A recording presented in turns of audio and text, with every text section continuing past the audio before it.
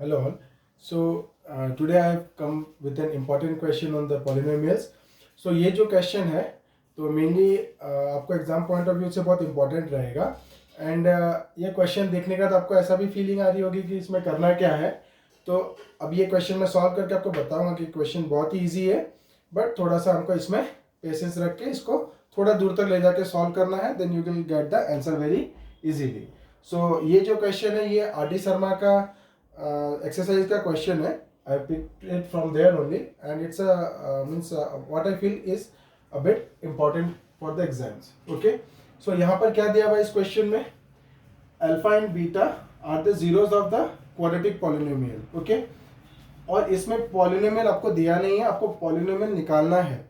लेकिन क्या दे दिया हुआ है? Alpha plus beta equal to 24 दे दिया हुआ है और alpha minus beta equal to 8 दे दिया हुआ है. मतलब रिलेशनशिप बिटवीन द जीरोस दे दिया हुआ है. Okay, so relationship between the zeros दे दिया हुआ है.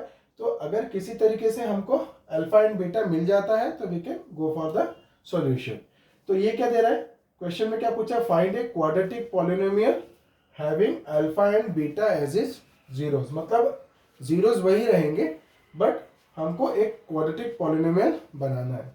So let's see how to move. Okay, so alpha plus beta equal to, यहाँ पे क्या दिया हुआ है? Alpha comma beta are the zeros of polynomial. Suppose हम लोग पी एक्स ले लेते हैं.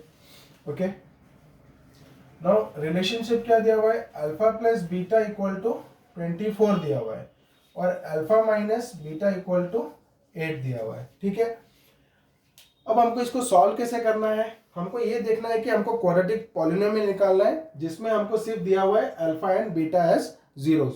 तो वो उसका जनरल फॉर्म हमको, ये तो थ्योरीज में हमने पढ़ा है कि जो जनरल फॉर्म रहता है वो क्या रहता है? K whole into x square minus alpha plus beta whole into x plus alpha into beta.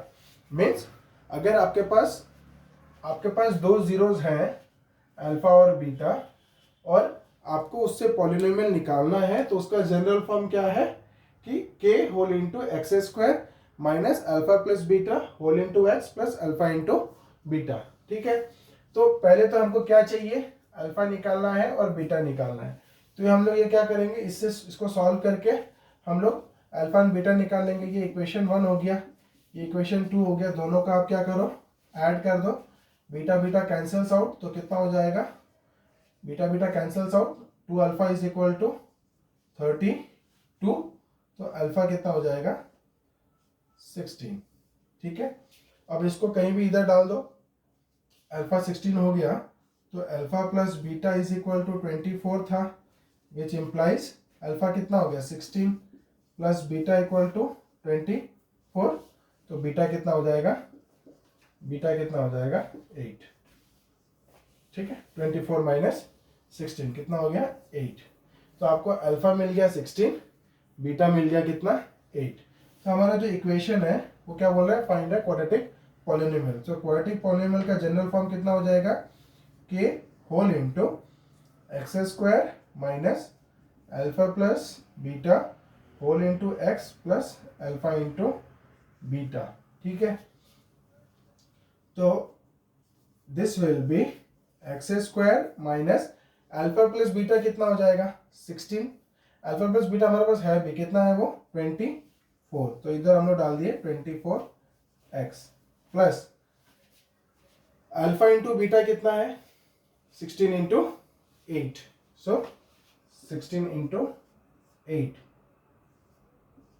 So it's 128.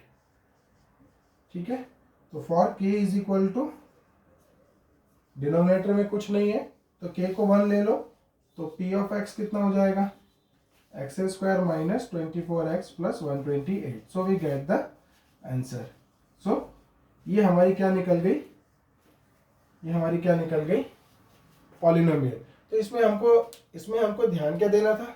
It was a very simple question जिसमें कि हमको क्या करना है? अल्फा एंड बीटा अच्छे से निकालना है.